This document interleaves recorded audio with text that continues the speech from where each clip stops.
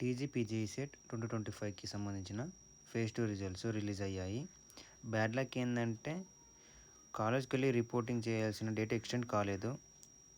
9th October మాత్రమే ఉంది. అంటే 2 days టైం మాత్రమే ఉంది. వీలైనంత తొందరగా ఫీ పే చేసి కాలేజ్కి వెళ్ళి సర్టిఫికేట్ సబ్మిట్ చేయడానికి ట్రై చేయండి.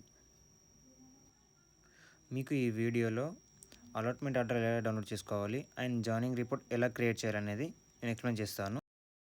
ఇక్కడ మీరు కిందికి స్క్రోల్ చేస్తే క్యాండిడేట్ అలాట్మెంట్ లాగిన్ ఫేజ్ 2 ఉంది కదా, ఇది క్లిక్ చేస్తే ఇక్కడ మీకు కొన్ని బేసిక్ డీటెయిల్స్ అడుగుతుంది. Like me hall ticket number, me rank, me mobile number, me date of birth. ఇది ఎంటర్ చేసి లాగిన్ అయితే మీ డీటెయిల్స్ అన్నీ అక్కడ కనిపిస్తాయి. అంటే మీకు ఏ కాలేజ్లో సీట్ అలొకేట్ అయింది అండ్ మీరు పే చేయవలసిన ఫీ, మీ ర్యాంకు, మీ కేటగిరీ, ఇవన్నీ డీటెయిల్స్ ఉంటాయి. ఒకసారి చెక్ చేసుకోండి ఫర్దర్గా ఫ్యూచర్ ఎటువంటి ప్రాబ్లమ్స్ రాకుండా. అయితే మీరు ఇక్కడ పే చేయవలసిన ఫీ వచ్చేసి కేవలం ఫస్ట్ సెమిస్టర్కి మాత్రమే. ఇయర్కి 60,000 ఉంటే అందులో 30,000 మాత్రమే మీరు పే చేస్తారు. ఇక్కడ వచ్చేసి క్యాండిడేట్కి ఎటువంటి ఇన్కమ్ సర్టిఫికేట్ లేదు, కావున ఇతను ఫుల్ ఫీ పేమెంట్ చేస్తున్నాడు. ఇక్కడ పింక్ అమౌంట్ ఉంది కదా, అది మీరు పే చేయవలసిన అమౌంట్. ఆఫ్టర్ ఈ అమౌంట్ పే చేసిన తర్వాత మీకు జాయినింగ్ రిపోర్టు జనరేట్ అవుతుంది.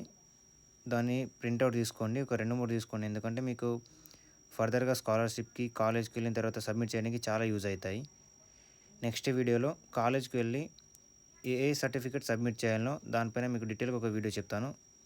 అలాగే ఫేజ్ 1లో ఒక కాలేజ్ వచ్చి ఫేజ్ 2లో వేరే కాలేజ్కి ట్రాన్స్ఫర్ అయిన వాళ్ళకి సర్టిఫికేట్స్ ఏం చేయాలి, ఎలా తీసుకోవాలి, and in case amount extra ఉంటే అది ఏ విధంగా క్రెడిట్ అవుతుంది అన్న దానిపైన కూడా ఎక్స్ప్లెయిన్ చేస్తాను మీకు. Allotment order and joining report download చేసుకోవడంలో మీకు ఎటువంటి ప్రాబ్లమ్స్ ఉన్నా కానీ నాకు కామెంట్ చేయండి.